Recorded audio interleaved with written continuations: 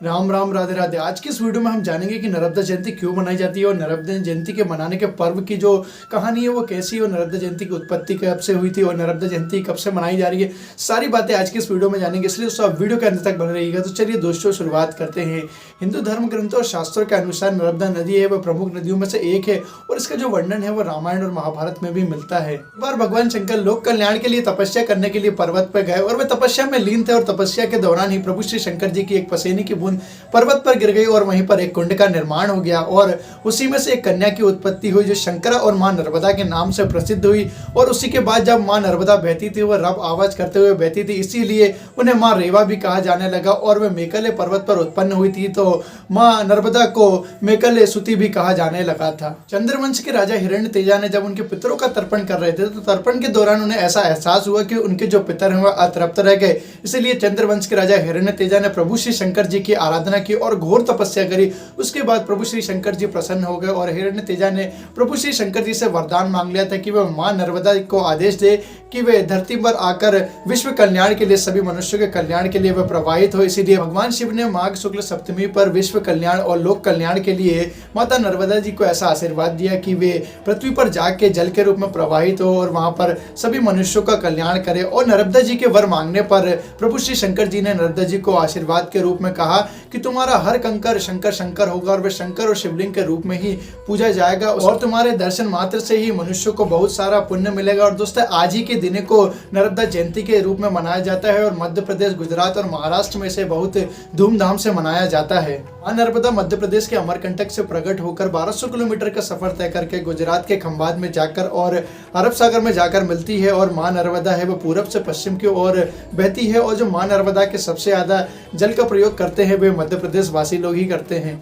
स्कंद पुराण के अनुसार मां नर्मदा प्रलय काल में भी स्थित रहती है और मत्स्य पुराण के अनुसार मां नर्मदा के दर्शन मात्र से ही पवित्रता आती है। और मां नर्मदा का जो वर्णन है वह देश की 5 बड़ी नदियों में भी आता है और 7 पवित्र नदियों में भी मां नर्मदा का वर्णन आता है, गंगा, यमुना, सरस्वती और मां नर्मदा। और मां नर्मदा का जो वर्णन है वह ऋग्वेद, सामवेद, यजुर्वेद एवं अथर्ववेद में भी वर्णन होता है। आप सभी देशवासियों को नर्मदा जयंती की बहुत बहुत शुभकामनाएं। पर मैं आपसे एक अनुरोध करता हूं कि आप नर्मदा जयंती पर जाकर दीपदान जरूर करें, पर दीपदान के दौरान हमें एक बात का ध्यान रखना है कि दीपदान करते हैं हम जिस भी किसी चीज़ में भी हम दीपदान करते हैं वो चीज़ प्लास्टिक की ना हो। जैसे कि प्लास्टिक की ट्रांसपेरेंट कटोरियाँ आती है जिसमें हम हलवा खाते हैं, वो छोटी सी कटोरियाँ रहती है, हम उनमें ही दीपक लगा देते हैं और वही हम नर्मदा जी में ऊपर छोड़ देते हैं। उन पर दीपदान नहीं करना है दोस्तों।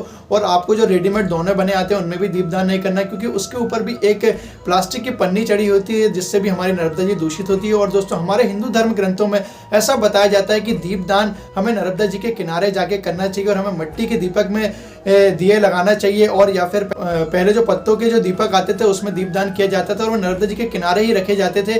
दीपदान कर कभी भी नर्मदा जी के ऊपर नहीं छोड़ा जाता था क्योंकि नर्मदा माँ हमारी माँ है और हम माँ के ऊपर जलता हुए दीपक कैसे छोड़ सकते हैं। दोस्तों हमारे धर्म ग्रंथ भी यही बताते हैं कि आप दीपदान करें वह नर्मदा जी के किनारे ही करें। उस दीप को जलाने के बाद नर्मदा जी के ऊपर ना छोड़े क्योंकि उससे हमारी मैया भी दूषित होती है और बहुत प्रदूषण होता है।